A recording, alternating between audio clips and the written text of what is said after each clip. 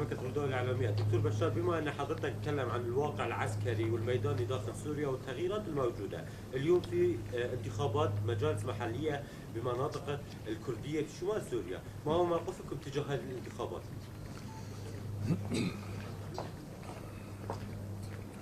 تعال لعندي. ليش واقف بعيد؟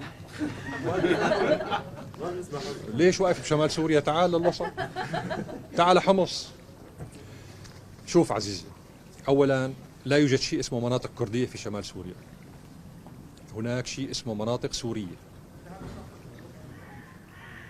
مناطق سورية، وهناك شيء اسمه مكونات سورية كردية. يعني دائما أنت حط صفة السوري قبل أي صفة أخرى. نحن بنقول عندنا سوريين أكراد، عندنا سوريين أشوريين، عندنا سوريين شركس، لكن سوريين قبل أي شيء آخر. هذا الكلام ينسحب على أسماء المناطق يلي تفضلت وحكيت عنها. فما في شيء عندنا اسمه مناطق كردية، في عندنا مناطق سورية يتواجد فيها المكون السوري الكردي.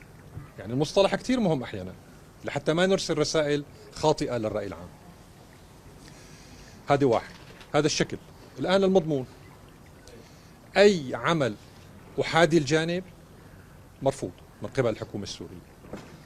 هناك أسس للعمل، في عاصمة، في حكومة، يلي عنده أفكار بيجي بيقترحها على الحكومة السورية، والحكومة السورية تقرر الموقف الملائم بهذا الشأن.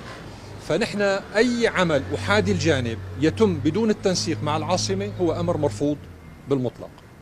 في عندنا إدارة محلية موجودة في الدستور من سنة 73، يعني الأمر ما جديد، موجودة الإدارة المحلية موجودة، لكن الإدارة المحلية تابعة لدولة. نحن ما لنا قاعدين في الصومال.